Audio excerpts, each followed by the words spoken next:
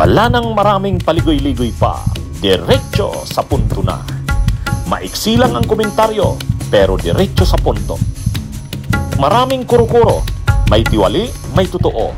Dito, sa Puntong Diretso tayo. Punto Diretso. Mga kabunyog, mga kababayan, tumitindi ang ano natin dito. Ang issue natin sa China, palalim ng palalim. Patindi ng patindi.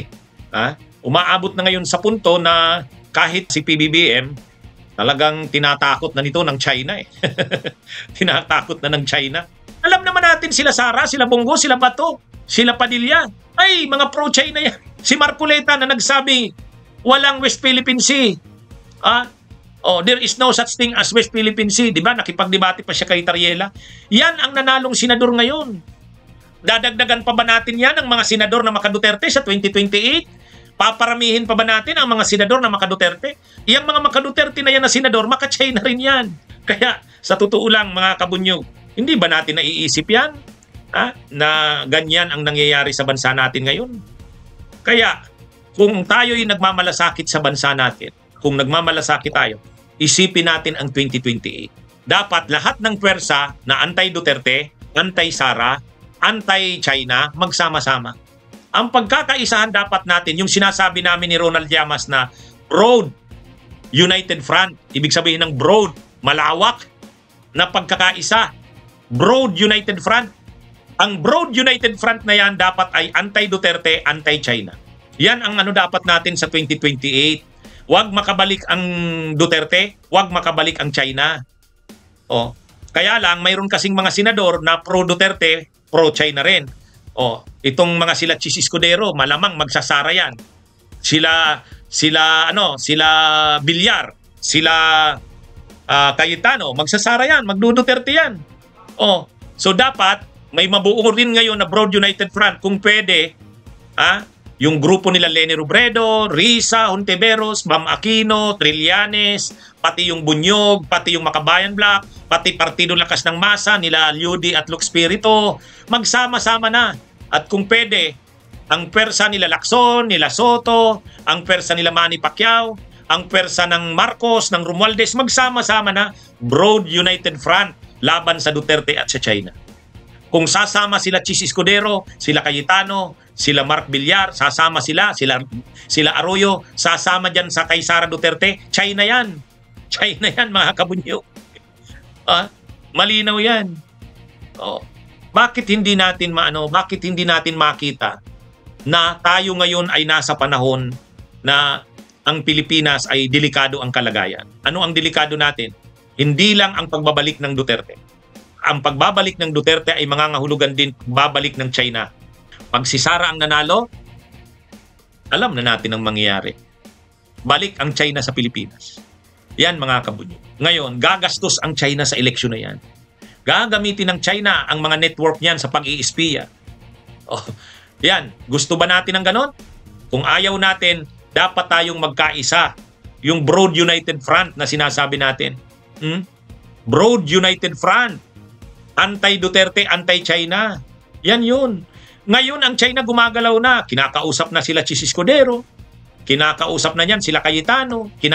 Ano yan? Sila Bongo, sila Bato. Kunwari lang yan. Hindi nagsasalita sa issue ng China. Kunwari lang yan. Alam nyo naman si Bongo, mapagkunwari yan. Mapagkunwari. Pero alam naman natin kung ano si Bongo. Duterte yan. O di China yan. Kaya mga kabunyog, kung ayaw natin sa China, ayaw ninyo sa China, dapat isipin nyo, dapat hindi makabalik ang Duterte. Kaya itong mga pinag-uusapan natin na impeachment ni Sara, kabit-kabit ito sa ang issue ng China. Hindi ba natin hindi ba natin naintindihan yun? Di ba? Hindi ba natin naintindihan yun? Babaha ng pera sa 2028. Chinese money. Chinese money. Ang daming pera ng China. At saka hindi magdadalawang isip ang China na gumastos ng todo. Kasi gusto ng China na ang presidente ng Pilipinas hawak nila. Ang ganda ng buhay ng China nung panahong si Duterte ang presidente. So ang gagawin ng China ngayon, makabalik. Ano ito mga kabunyuga? Ano ito? Kailangan natin magsama-sama. Kaya ang issue ng impeachment ni Sara, ang issue ng ICC, ang issue ng China, magkakakabit lahat yan. Di ba? Huwag nating paghiwalayin yung issue ng impeachment ni Sara sa China. Hindi nga natin alam kung talagang yung pagpunta doon ni Wang Xilian nung isang araw doon, kinausap sila Chis Escudero. Sa tingin nyo ba hindi nila napag-usapan ng impeachment ni Sara? Gusto sigurong magkasiguro ni Wang Xilian, Senate President, ano ba ang stand ng mga senador? O, siguro sinabi ni Chis, don't worry, Mr. Ambassador, don't worry. Madidismiss yan. Impeachment ng Vice President. Okay. Good. Di ba? Ano sa tingin mo ang 2028? Don't worry. Malakas si Sara Duterte sa 2028. Good. Ay, mga kabunyog, mga kababayan. Hindi pa ba natin nakikita yan? Sus, kung hindi natin nakikita yan ganyang mga galawan, napakababaw naman natin. Di ba? Yan ang mga kabunyog. Kaya kung hindi pa rin tayo nagigising, kailan? Kung hindi pa tayo nagigising sa mga bagay na ito, kailan pa tayo magigising? We are living in dangerous times. Kaya nga, ako ang ina-advocate ko talaga, Broad United Front. Paulit-ulit ako niyan. Broad United Front. Hindi ako maka-Marcos. Hindi ako loyalista ng Marcos. Hindi ako bayad ng Marcos, hindi bayad ako ng Romualdez. Pero para lang na hindi makabalik ang Duterte, para lang hindi makabalik ang paghahari ng China sa bansa natin, okay ako ng isang alyansa, kanino man. Broad United Front nga eh. Ang issue ay anti-Duterte, anti-China. Yun na yung natin. Yun na yung asikasuhin. Simulan ng gawin yan. Kasi ang China, nakikipag-usap na rin yan sa kampo nila Sara. Nakikipag-usap na yan dun sa mga senador na kakampi nila. Yung mga senador na magre-re-eleksyon, nakakampi nila. Sino bang mga re-eleksyonistang senador na kakampi nila? Si Chis Escudero, si Alan Peter Cayetano, magre-re-eleksyon yan. Si Mark Villar, magre-re-eleksyon yan. Si Robin Padilla, magre-re-eleksyon. Si Robin Padilla. Susuportahan ng China yan. Susuportahan ng China yan. At pag hindi na-impeach si Sara, hindi na-convict, wala nang impeachment. Pipilitin ng China, panalunin si Sara sa 2028. Pera, bubuhos ang pera. So anong gagawin natin? I-counter natin yan. Dapat i-counter natin yan. Ang ginagawa ng China, dapat ma-counter yan. Ang ginagawa ng kampo ng Duterte, ma-counter natin yan. Yan ang malaking panawagan natin. Anong gusto natin? Bumalik ang China? Bumalik ang Duterte sa Pilipinas? Marami akong komentaryo sa pamamalakad ng Marcos at ng Romualdez. Pero parang wala eh.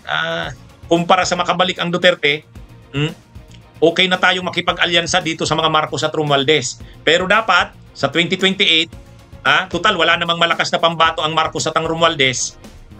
Wala namang malakas na pambato ang Marcos at Romualdez eh. Sumuporta na lang sila either kay Leni, kay Risa, o yun. Diba?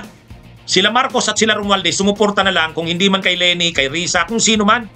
Ako, pagdating kay Leni at kay Risa, kahit sino dyan, basta pagkaisahan natin. Tapos sila Marcos at Romualdez, dahil wala naman silang malakas na pambato, suportahan na lang nila si Leni at Risa. At least hindi mananalo ang Duterte. Pero kung magmamanok sila ng iba, lalabanan nila si Leni at Risa, talo tayo lahat niyan. Talo tayo lahat. Okay, mga kabunyog, mga kababayan. Magandang araw sa inyong lahat. Mabuhay po tayo. Bunyog, halikan na kasama ka. Bunyog, kapag buklod ay may pag-asa. Luzon, Visayas, Mindanao, isa ang pananaw. Sa bagong Pilipinas ang bunyog isisigaw. Bunyog.